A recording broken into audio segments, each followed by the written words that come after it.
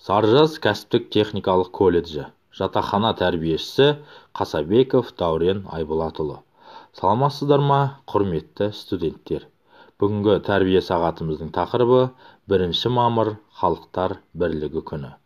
Сабағымыздың мақсаты студенттерге Қазақстан Республикасы әлемде ең алғашқы мемлекеттердің бірі болып, сырттан келген басқа ұлт өкілдеріне алтын бесік болғандығын ұғындыру, қазақстандық патриотизмге, елін, жерін сүюге және халқын құрметтеуге тәрбиелеу, басқа ұлт өкілдерінің мәдениетін, әдет-ғұрпын сыйлауға үйрету.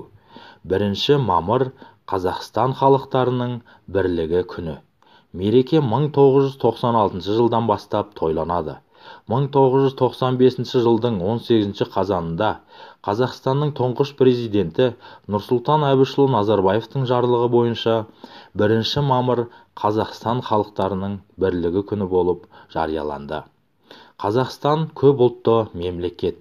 Онда қазақтар, орыстар, ұйғырлар, өзбектер, корейлер, украиндар, дүнгендер және тағыда басқа ұлт өкілдері тұрады.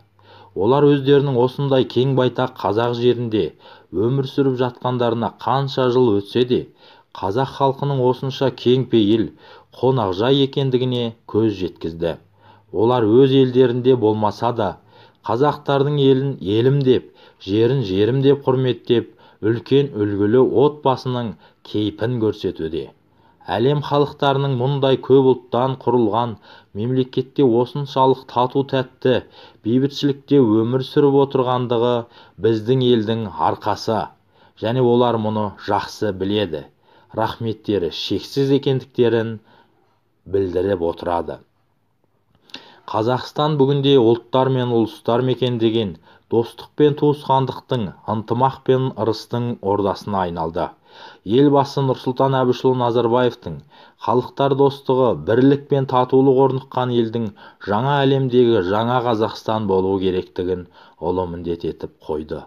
Қазақстан халықтары осынау ұлы көштің басында қол ұстасып бірге жүрмек. Сабағымызды қорыта келгенде, қазақ осы айтатұғын елге сыр, о ағайын халық емес ол кесір, қазақ осы аңғал-саңғал жабусыз, қазақ осы ағыл-тегіл көл көсір, қазақ осы дала дейтін күн дейтін, қазақ осы өнер алды тіл дейтін, қазақ осы қарасың ба, ақсың ба, қоңырсың ба, жатырқауды білмейтін деп жырлаған ақын Қадыр Мырзалиевтің өлең жолдарымен аяқтағым келіп отыр.